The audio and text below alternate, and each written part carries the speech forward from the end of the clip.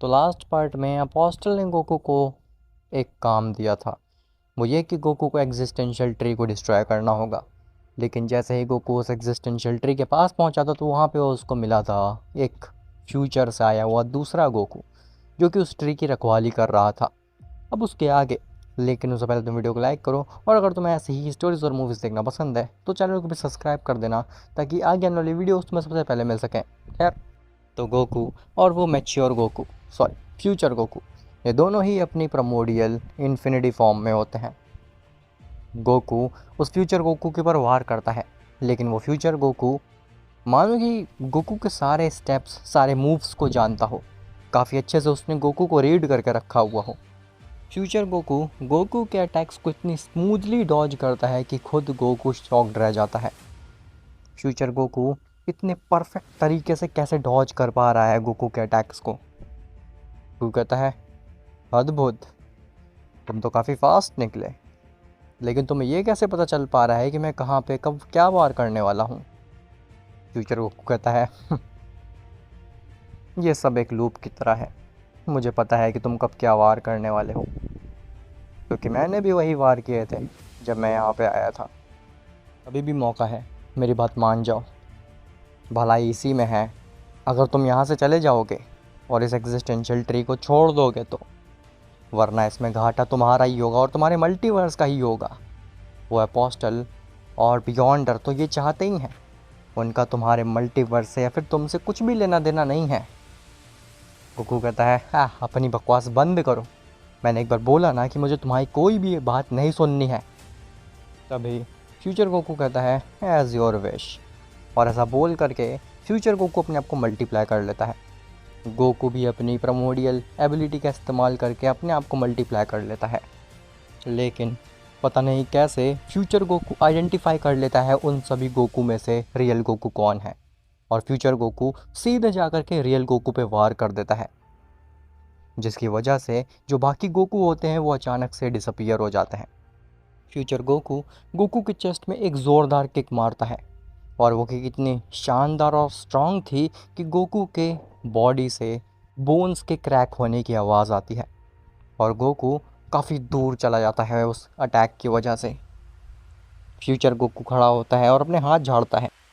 Future Goku कहता है, "ओह, मुझे लगता है कि अब तुम्हें ऐसे ही मार मार के इस डायमेंशन से बाहर भेजना पड़ेगा। इसके अलावा मुझे और कोई तरीका नहीं दिख रहा है तुम्हें इस डायमेंशन से बाहर करने का।" तभी वहाँ पे गोकू दोबारा से आता है। गोकू अपने चेस्ट पे हाथ रखे होता है और कहता है, ये तुमने ठीक नहीं किया, तुमने मेरे ऊपर वार कैसे किया, तुमने आइडेंटिफाई कैसे किया इतने सारे क्लोन्स में से मैं कौन हूँ। फ्यूचर गोकू कहता है, बोला ना, तुम जो सब कुछ कर रहे हो वो मैं ऑलरेडी कर चुका हूँ, मुझे पता है कि तुम अगला बार क्या करने वाले हो। गोकू कहता है, अच्छा तो बताओ मैं क्या करने वाला हूँ। फ्यूचर गोकू कहता है, अभी तुम मुझे कंफ्यूज करोगे अपनी बातों में और मेरे पीछे आकर के कामेहामेहा मारने की कोशिश करोगे। और जैसे ही फ्यूचर गोकू ये बात बोलता है, गोकू के पसीने छूट जाते हैं, क्योंकि लिटरली गोकू यही करने की सोच रहा होता है।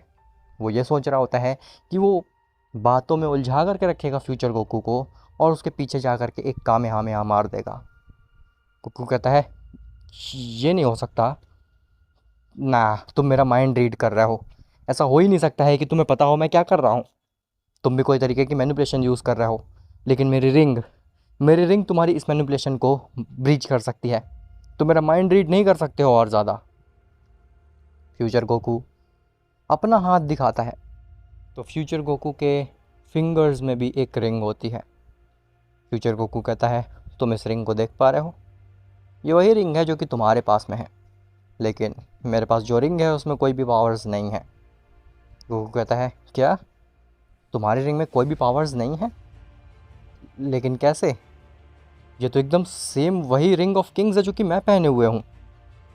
फ्यूचर गोकू कहता है, हाँ, जैसा कि मैंने कहा था कि मैं यहाँ पे आ चुका हूँ, मैं एक गोकू से ऑलरेडी फाइट कर चुका हूँ, और मैंने भी सेम मिस्टेक की थी तुम्हारी वाली।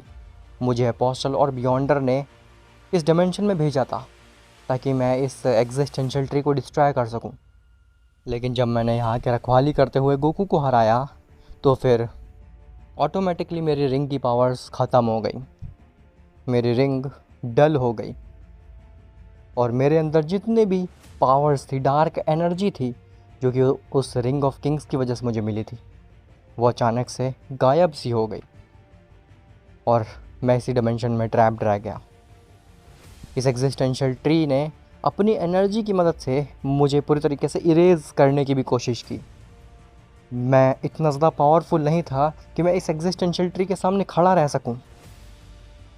लेकिन फिर पता नहीं कैसे मेरे सामने एक रोशनी आई और मैं बेहोश हो गया। जैसे ही मैंने अपनी आंखें खोली तो मैं एग्जिस्टेंशियल ट्री के सामने था। मुझे एक आवाज़ आई अंदर से कि अब मुझे इस एग्जिस्टेंशियल ट्री को प्रोटेक्ट करना है, और जो अगला गोकू आएगा यहाँ पे मुझसे फ़ाइट करने के लिए, उसे रोकना है ताकि ये लूप ख़त्म हो सके, वरना ये इनफाइनाइट समय तक लूप चलता रहेगा। और वो बियॉन्ड अपोस्टल ऐसा क्यों कर रहे हैं, वो इस लूप को क्यों चला रहे हैं, वो आखिर हर टाइमलाइन के गोकू को क्यों भेज रहे हैं इस डिमेंशन में, मुझे नहीं समझ में आ रहा है। इसके पीछे है कोई बड़ी पिक्चर है। बियॉन्डर और अपोस्टल डेफिनेटली कुछ ऐसी चीज़ जानते हैं जो कि हमें नहीं पता। उनका डेफिनेटली ये मोटिव तो नहीं था कि हम इस एग्जिस्टेंशियल ट्री को डिस्ट्रॉय करें, क्योंकि वो चीज़ पॉसिबल ही नहीं है, और ये चीज़ वो भी अच्छी तरीके से जानते थे, बल्कि उनका मोटिव कुछ और ही था। और ये चीज़ हमें पता करनी ही होगी। गोकू की जो आंखें होती हैं वो रेडिश होती हैं, लेकिन जैसे ही फ्यूचर गोकू की ये बात सुनता है गोकू, वो अपने कंट्रोल में आने लगता है, अपने होश में आने लगता है। उसकी आंखें चेंज होने लगती हैं, वापस से ब्लैक होने लगती हैं। लेकिन तभी वो रिंग चमकती है और गोकू अपना हेड पकड़ लेता है। गोकू कहता है, आह, मेरे सर में इतना पेन क्यों हो रहा है। और गोकू की आंख फिर से रेड हो जाती है, मतलब कि वो रिंग दोबारा से गोकू के ऊपर कंट्रोल पा लेती है। फ्यूचर गोकू समझ जाता है कि अब कुछ नहीं हो सकता। ये रिंग, जब तक ये रिंग डिस्ट्रॉय नहीं होगी तब तक इस गोकू को अपने वश में नहीं किया जा सकता, और इसको यहाँ से वापस नहीं भेजा जा सकता। फ्यूचर गोकू को रिंग डिस्ट्रॉय करनी होगी कैसे भी करके। अगर उसे गोकू को रोकना है और इस लूप को रोकना है, तो फिर किसी भी तरीके से उसको उस रिंग को डिस्ट्रॉय करना होगा। फ्यूचर गोकू कहता है, वाह, तो मेरा असली दुश्मन तुम नहीं हो, बल्कि ये रिंग है। मैं पूरी कोशिश करूँगा कि तुम्हें ज़्यादा हर्ट ना करूँ, लेकिन तुम्हारी रिंग, ये रिंग तो अब ख़त्म होके ही रहेगी। तभी गोकू और फ्यूचर गोकू दोनों ही एक दूसरे की तरफ तेज़ी से बढ़ते हैं और वार करने की कोशिश करते हैं एक दूसरे के ऊपर। लेकिन फिर से फ्यूचर गोकू डुअल्स में जीत जाता है। फ्यूचर गोकू को एग्जैक्टली पता था कि गोकू क्या वार करने वाला है उसके ऊपर, और फ्यूचर गोकू उस अटैक को डॉज करके गोकू के गट में एक ज़ोरदार किक मारता है। फ्यूचर गोकू कहता है, नो मैटर वॉट, तुम कुछ भी कर लो, कितने ही अटैक्स क्यों ना कर लो, मुझे तुम्हारे सारे मूव सेट्स पता हैं, और तुम कुछ डिफरेंट कर ही नहीं सकते हो, क्योंकि मुझे पता है कि मैंने क्या किया था। गोकू कहता है, अद्भुत, तुम्हारी मेमोरी इतनी तेज़ है कि तुम्हें हर मूव सेट याद है अपने। फ्यूचर गोकू कहता है, हाँ होगा क्यों नहीं, मैंने लास्ट फाइट ही वो वाली की थी, तो मुझे काफ़ी अच्छे तरीके से याद है। खैर, वो अपनी बकवास बंद करो और ये रिंग मुझे दो। ऐसा बोल करके फ्यूचर गोकू गोकू का हाथ पकड़ लेता है, वही हाथ जिसमें गोकू ने रिंग पहनी होती है, और फ्यूचर गोकू उस रिंग को निकालने की कोशिश करता है। लेकिन गोकू किसी तरीके से अपने हाथ को छुड़ाता है और वो एक कामेहामेहा मार देता है फ्यूचर गोकू के ऊपर। फ्यूचर गोकू उस कामेहामेहा को खाने के बाद में काफ़ी दूर जा कर के गिरता है। फ्यूचर गोकू अपने आप को संभालता है और दोबारा से खड़ा होता है। फ्यूचर गोकू कहता है, हाँ, मुझे एक अच्छा सा मूवमेंट ढूंढना होगा इस गोकू की रिंग को निकालने के लिए। गोकू कहता है, हाँ, क्या हुआ, तुम मेरी रिंग निकालने की कोशिश कर रहे थे लेकिन नाकाम रहे। मैं चैलेंज करता हूँ तुम्हें, तुम इस रिंग को निकाल करके दिखा दो। अगर तुम इस रिंग को निकाल दोगे तो मैं खुद हार मान जाऊँगा और इस डायमेंशन को छोड़ करके चला जाऊँगा। तभी गोकू एक चीज़ को गौर करता है, ध्यान देता है कि उसने फ्यूचर गोकू के ऊपर वार कर दिया। गोकू इतनी देर से अटैक करने की कोशिश कर रहा था, लेकिन वो एक बार भी फ्यूचर गोकू के ऊपर नहीं मार पाया था, एक भी अटैक नहीं मार पाया था। लेकिन अब अचानक से उसने एक कामेहामेहा मार दिया फ्यूचर गोकू के ऊपर। गोकू कहता है, हाँ, ओह, तो तुम्हें मेरे सारे अटैक्स पता हैं, तुम्हें ये पता है कि मैं क्या अटैक करने वाला हूँ। लेकिन क्या हो अगर मैं अटैक ही ना करूं? मैं बस खड़ा रहूँगा यहाँ पे, तुम मेरे ऊपर अटैक करो और तुम्हारे अटैक के हिसाब से मैं अपने चाल चलूँगा, और वो चीज़ तो तुम बिल्कुल भी गेस नहीं कर पाओगे। हाँ, अपनी पूरी ज़िंदगी में भी नहीं। फ्यूचर गोकू खड़ा होता और कहता है, वो तो वक्त ही बताएगा। ऐसा बोल करके फ्यूचर गोकू दोबारा से गोकू की तरफ बढ़ता है। गोकू अपने आप को प्रिपेयर करता है फ्यूचर गोकू के ऊपर हमला करने के लिए, लेकिन तभी फ्यूचर गोकू दोबारा से अपने आप को मल्टीप्लाई कर लेता है और गोकू कंफ्यूज हो जाता है कि उसमें से असली फ्यूचर गोकू कौन है। गोकू कहता है, नहीं, ये तो पिछली बार वाली ही ट्रिक है, मुझे इससे बचना होगा।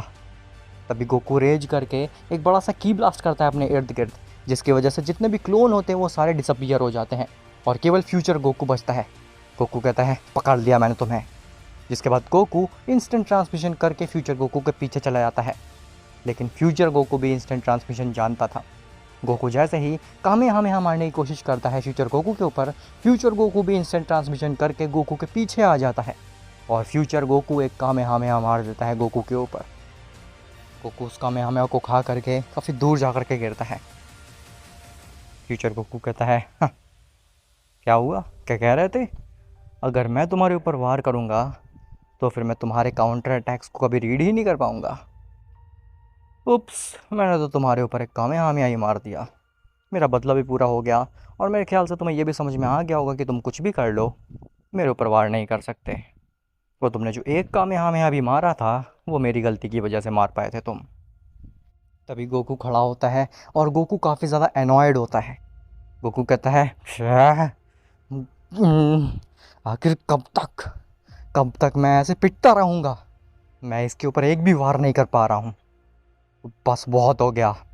अब मैं ख़त्म कर दूंगा सब कुछ, मैं ये पूरा डायमेंशन ही ख़त्म कर दूंगा। तभी गोकू अपनी एनर्जी को इकट्ठा करता है और एक बड़ी सी स्पिरिट बॉम्ब बनाने लगता है। फ्यूचर गोकू कहता है, हाँ, आखिरकार इस फाइट का अंत आ ही गया। मुझे अच्छा सा याद है, मैंने भी आखिरी में कुछ ऐसा ही अटैक करा था। तभी फ्यूचर गोकू भी अपने हाथ में कामेहामेहा रेडी करने लगता है ताकि वो गोकू के स्पिरिट बॉम्ब को काउंटर कर सके। गोकू कहता है, मेरी स्पिरिट बॉम्ब ना ही केवल तुम्हें, ना ही केवल इस एग्जिस्टेंशियल ट्री को, बल्कि इस पूरे डायमेंशन को डिस्ट्रॉय करके रख देगी और तुम इसे कभी भी नहीं रोक पाओगे। ऐसा बोल करके गोकू अपनी एनर्जी, सारी एनर्जी उस स्पिरिट बॉम्ब में डालने लगता है। वो स्पिरिट बॉम्ब धीरे धीरे करके काफ़ी बड़ी हो जाती है। पहले वो स्पिरिट बॉम्ब एक मून के साइज़ की होती है, फिर वो स्पिरिट बॉम्ब एक प्लैनेट के साइज़ की होती है। वो स्पिरिट बॉम्ब इतनी ज़्यादा एनर्जेटिक और हैवी हो चुकी थी कि गोकू भी उस स्पिरिट बॉम्ब को काफ़ी मुश्किल से हैंडल कर पा रहा था। लेकिन स्टिल गोकू उस एनर्जी बॉल की, उस स्पिरिट बॉम्ब की पावर को बढ़ाता जाता है और वो स्पिरिट बॉम्ब बड़ी होती रहती है। गोकू अपनी और अपने रिंग की सारी एनर्जी को उस स्पिरिट बॉम्ब में ही झोंक देता है। गोकू की जो रिंग होती है उसमें क्रैक्स आने लगते हैं, लेकिन गोकू नहीं रुकता। गोकू कहता है कि अब तो या तो मैं बचूंगा या तो ये पूरा डायमेंशन। तभी गोकू के अंदर जितनी भी प्राइमोर्डियल एनर्जी की पावर होती है वो सारी एनर्जी की पावर वो अपनी स्पिरिट बॉम्ब में डाल देता है और खुद बेस फॉर्म में आ जाता है। वो स्पिरिट बॉम्ब इतनी ज़्यादा हैवी हो चुकी थी कि गोकू अपने घुटनों पे बैठ चुका था। गोकू काफ़ी मुश्किल से उस स्पिरिट बॉम्ब को हैंडल कर पा रहा होता है। गोकू कहता है, नहीं, इतनी आगे आकर के मैं नहीं हार सकता। ऐसा बोल करके गोकू दोबारा से खड़ा होता है और उस स्पिरिट बॉम्ब को फ्यूचर गोकू की तरफ फेंक देता है। तभी फ्यूचर गोकू भी एक कामेहामेहा उस स्पिरिट बॉम्ब के ऊपर मार देता है, लेकिन वो स्पिरिट बॉम्ब इतनी ज़्यादा स्ट्रॉन्ग और इतनी पावरफुल थी कि फ्यूचर गोकू का कामेहामेहा कुछ नहीं कर पाता। फ्यूचर गोकू का कामेहामेहा उस स्पिरिट बॉम्ब के इर्द गिर्द से जाने लगता है। वो स्पिरिट बॉम्ब बेसिकली उस पूरे कामेहामेहा को चीरती हुई आगे बढ़ रही होती है काफ़ी स्पीड से। फ्यूचर गोकू कहता है, नहीं, अगर मैं स्पिरिट बॉम्ब से मर जाऊंगा तो फिर ये गोकू इसी डायमेंशन में ट्रैप रह जाएगा और ये लूप दोबारा से चढ़ लेगा। मुझे कुछ भी करके इस स्पिरिट बॉम्ब से बचना होगा। क्या कर सकता हूँ मैं? ये स्पिरिट बॉम्ब तो काफ़ी तेज़ी से मेरी तरफ आ रही है। तभी फ्यूचर गोकू के दिमाग में एक आइडिया आता है। फ्यूचर गोकू कहता है, मैं भले ही स्पिरिट बॉम्ब को रोक नहीं सकता हूँ, लेकिन इसकी डायरेक्शन को ज़रूर डाइवर्ट कर सकता हूँ। ऐसा बोल करके फ्यूचर गोकू अपने कामेहामेहा को रोकता है और अपनी पूरी जान लगाने लगता है उस स्पिरिट बॉम्ब को कंट्रोल करने में और उसको एग्जिस्टेंशियल ट्री की तरफ मोड़ने में, क्योंकि फ्यूचर गोकू को ये बात पता थी कि स्पिरिट बॉम्ब एग्जिस्टेंशियल ट्री को डिस्ट्रॉय नहीं कर पाएगी। ये स्पिरिट बॉम्ब के अंदर कितनी ही एनर्जी क्यों ना हो, एग्जिस्टेंशियल ट्री वो सब कुछ एब्जॉर्ब कर जाएगा अपने अंदर। फ्यूचर गोकू अपनी पूरी जान लगा देता है, लेकिन वो स्पिरिट बॉम्ब को डाइवर्ट नहीं कर पा रहा होता। उस स्पिरिट बॉम्ब में काफ़ी ज़्यादा जान होती है। फ्यूचर गोकू कहता है नहीं, ऐसा नहीं हो सकता, मेरा अंत नहीं हो सकता। अगर मैं मरा तो ये लूप फिर से चलेगा। लेकिन तभी गोकू फ्यूचर गोकू के साइड में आता है और वो फ्यूचर गोकू की मदद करता है उस स्पिरिट बॉम्ब को डाइवर्ट करने में।